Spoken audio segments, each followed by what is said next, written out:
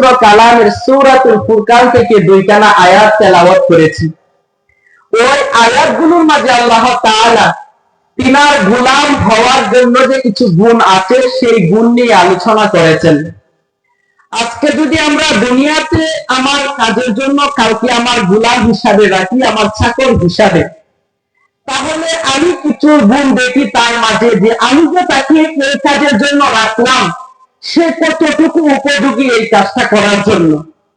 যদি সে অলস হয় তাহলে তাকে আমি নেই না। যদি আমার কাজের উপর দক্ষতা তার না থাকে তাহলে আমি তাকে নেই না। বড় যাচাই বাছাই করে তারপর আমি গ্রহণ করি যে সে আমার গোলাম, আমার চাকর।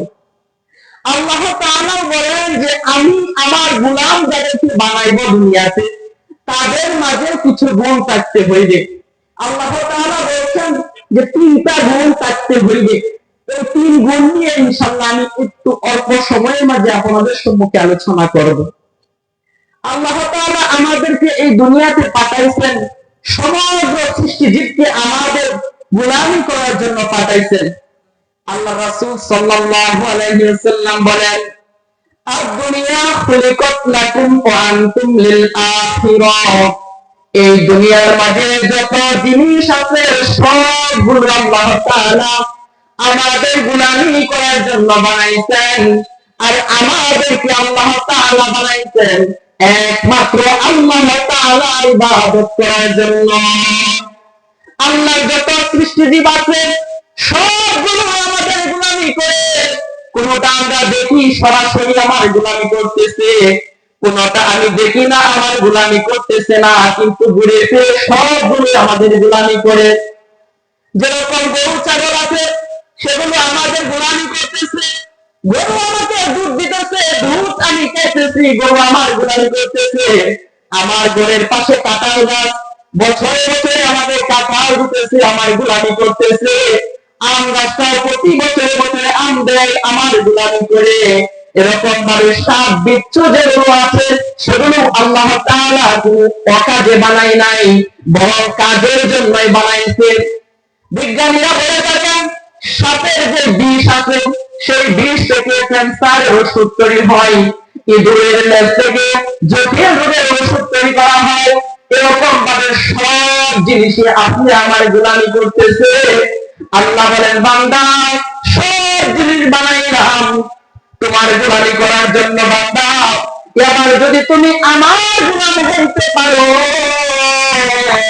তাহলে আমার সারা জান্নাত চিরদিনের জন্য তোমার দিয়ে দেব। আল্লাহ তাআলা বলেন যে আমাদেরকে জান্নাত দিবে, কাজ হলো একটা যে আমরা আল্লাহর গোলামি করতে হইবে। যদি আল্লাহর গোলামি ঠিক মতো করি তাহলে আল্লাহ তাআলা আমাদেরকে জান্নাত দিবে। কারণ সমগ্র পৃথিবীর আপনি আমার গোলামি করেন আর আমি করব আল্লাহর গোলামি। আল্লাহ তাআলা বলছেন যে আমার গোলাম হওয়ার জন্য দুনিয়াতে তিনটা শর্ত থাকতে হইবে। তিন ধরনের গুণ যদি তোমার ভিতরে থাকে তাহলে তুমি হইলে আমি আল্লাহর গোলাম। যদি তোমার ভিতরে এই তিন ধরনের গুণ না থাকে তাহলে তুমি আমার গোলাম হইতে পারলা না। এই তিন ধরনের গুণের সম্পর্কে আল্লাহ তাআলা বলেন, وعباد الرحمن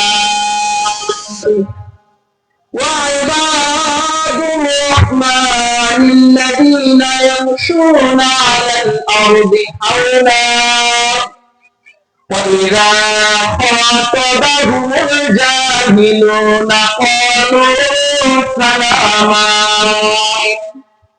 والذين يبيتون لربهم سجدا وقياما। আল্লাহ রাব্বুল আলামিন ডাক দিয়া বলেন, নবী হে, আপনি দুনিয়ার সমগ্র মানুষগুলোকে জানায়া দেন, ওয়া ইবাদুর রহমানিল্লাযীনা ইয়ামশুনা আলাল আরদি হাওনা। ওয়া ইবাদুর রহমান, রহমানের গোলাম যারা হইবে আল্লাহ তাআলা বলেন তাদের এক নাম্বার গুণ হইতে হইবে আল্লাযীনা ইয়ামশুনা আলাল আরদি হাওনা, জমিনের মাঝে তারা নম্রভাবে চলাফেরা করবে, কখনো অহংকার নিয়ে জমিনের উপর চলাফেরা করবে না।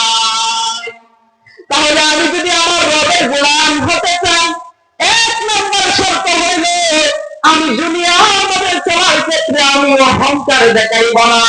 কিন্তু আজকে আমরা চলাফেরার সময় অহংকার প্রকাশ পাই, আমার কথাবার্তার ক্ষেত্রে অহংকার প্রকাশ পায়, আমার আমলের ক্ষেত্রে অহংকার প্রকাশ পায়। আর এই অহংকার যদি আমার আমলের মাঝে থাকে, তাহলে আমি যতই আমল করি না কেন, দুনিয়ার জমিনে যতই ভালো হয়ে চলি না কেন, কোন কিছু আল্লাহ পাক রব্বুল আলামিনের নিকট গ্রহণযোগ্য হইবে না। কেন গ্রহণযোগ্য হইবে না? আল্লাহ তাআলা বলেন, অহংকার হইল আমি আল্লাহর চাদর, আমার চাদর ধরে দিয়ে টান দেয়, আমি আল্লাহ সেটা কখনোই বরবাদ করতে পারি না। এজন্য আমরা অহংকার করব না।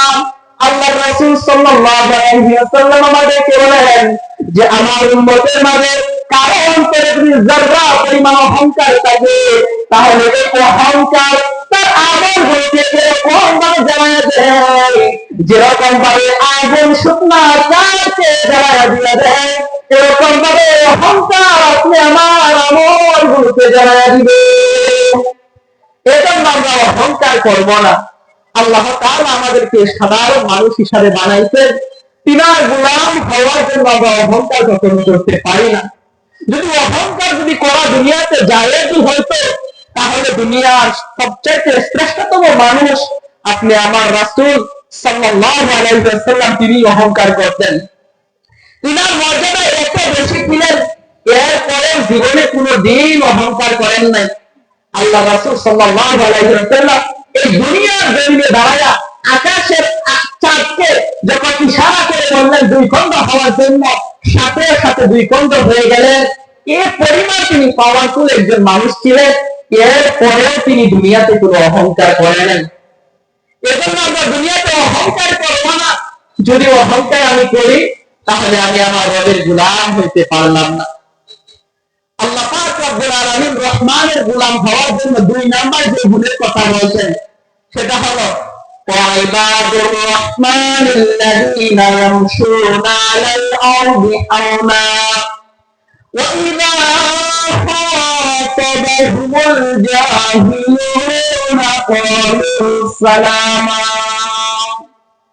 আল্লাহ পাক রব্বুল আলামিন বলেন, আমার গোলাম যারা হইবে তাদের দুই নাম্বার গুণ হইবে, যদি কখনো তাদের সাথে কোনো মূর্খ অজ্ঞ লোক এসে উল্টা পাল্টা কোনো কথা বলে, মূর্খতা প্রকাশ পায় তাদের আচরণের মাঝে, তাহলে রহমানের বান্দার দুই নাম্বার গুণ হলো সে পাল্টা তাকে গালি দিবে না, বরং বলবে সালামা, শান্তি, কখনো তারা গালি গালাজ করবে না।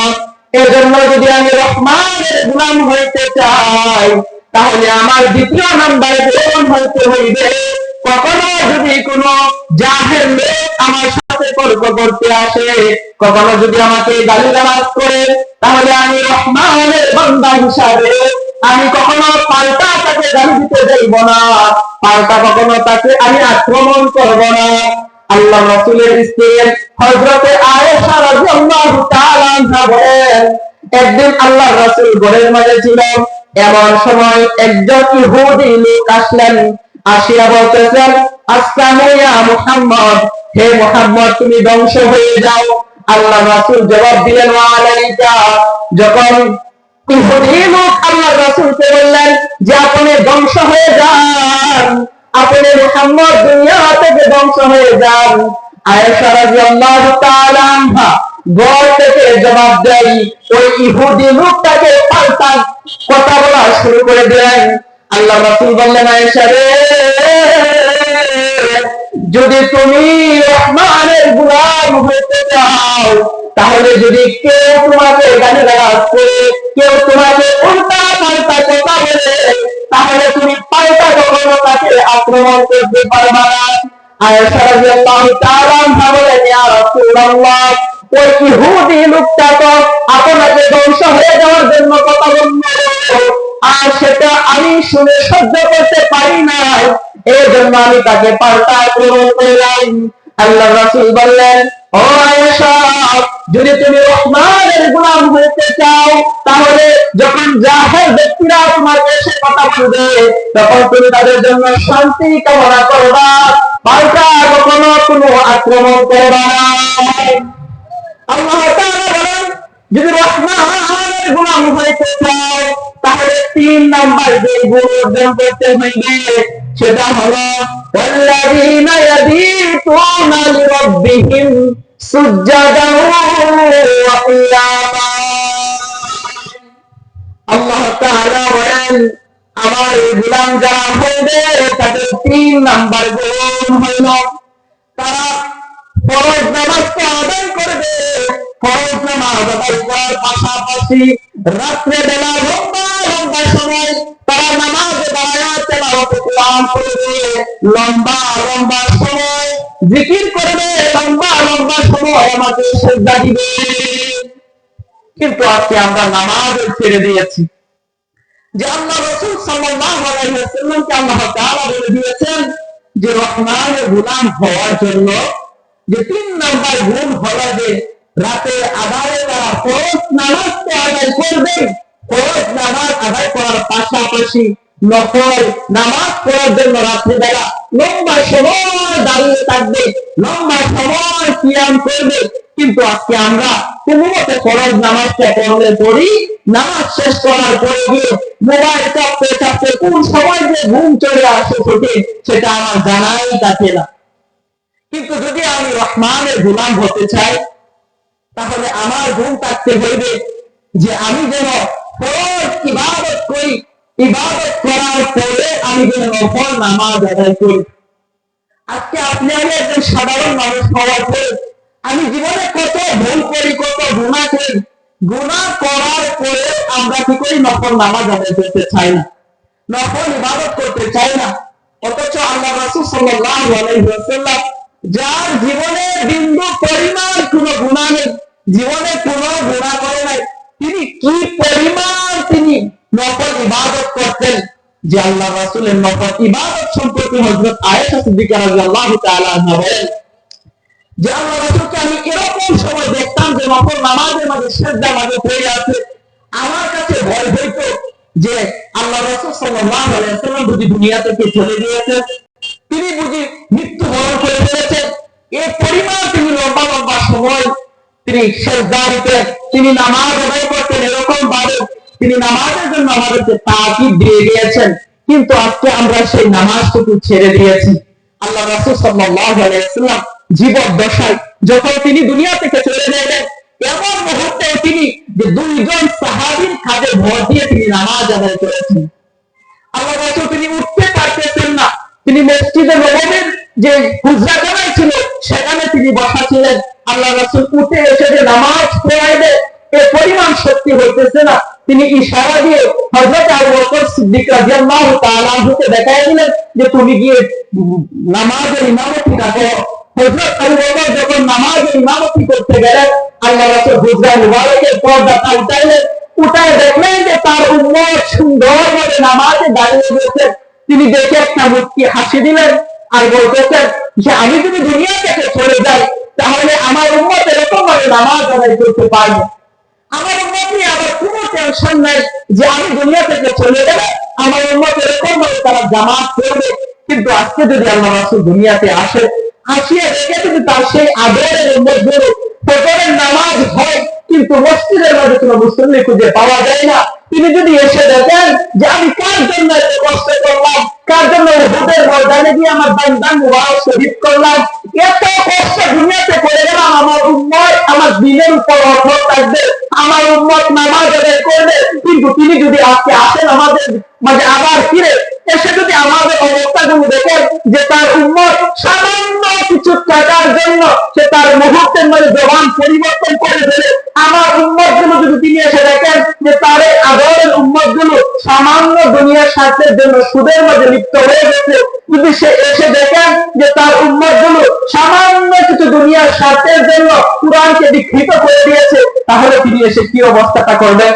যে যার জন্য আমি দুনিয়াতে এত কিছু করে গেলাম, যে উম্মতের জন্য আজকে সেই উম্মত আমার দলের উপর কি পরিমাণ পরিবর্তন আছে। কি পরিমাণ আজকে আমরা ধর্ম মানতেছি, কি